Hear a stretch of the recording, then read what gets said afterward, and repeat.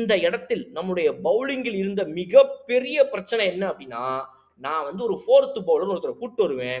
அவர் எனக்கு வந்து பேட்டிங்கும் நல்லா பண்ணணும் சரிங்களா? அப்படின்னு சொல்லி ஷர்துல் தாக்கூர்ன்னு கூட்டு வருவேன். ஒரு ஸ்பின்னர கூட்டு வருவேன். ஆனா அவருக்கு பேட்டிங்கும் நல்லா வரணும் சரியா? எனக்கு பேட்டிங் டெப்த் வேணும்னு சொல்லிட்டு ஜடேஜாவ கூட்டு வருவேன்னா, இதுதான் இங்க பிரச்சனை.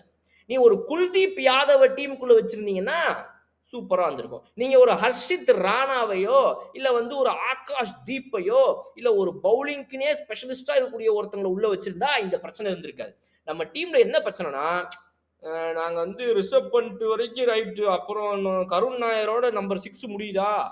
7 அண்ட் 8 நல்லா பேட்டிங்கும் பண்ண தெரிஞ்ச ஒரு டெப்த் எனக்கு வேணுமே, வேணுமேன்னு சொல்லி, பவுலிங்க மெருசா போடலாம்னு பரவால்ல. எனக்கு பேட்டிங்க மெயினா வேணும்னு நெனைக்கிறாங்களா என்னன்னு தெரியல. ஷர்துல் தாக்கூர்லாம் இந்த மாரி பவுலிங் ஃப்ரெண்ட்லி பிட்ச் இல்லன்னா வராதுங்க அவருக்கு பவுலிங்லாம்.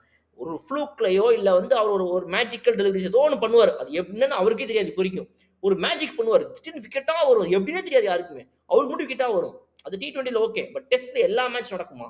இந்த மாரி இங்கிலாந்து பேஸ் பால வந்து அவங்களுடைய பெஸ்ட்ல ஆடிட்டு இருக்கும்போது நடக்குமா? அப்படின்றது எல்லாமே கேள்விகள் தான்.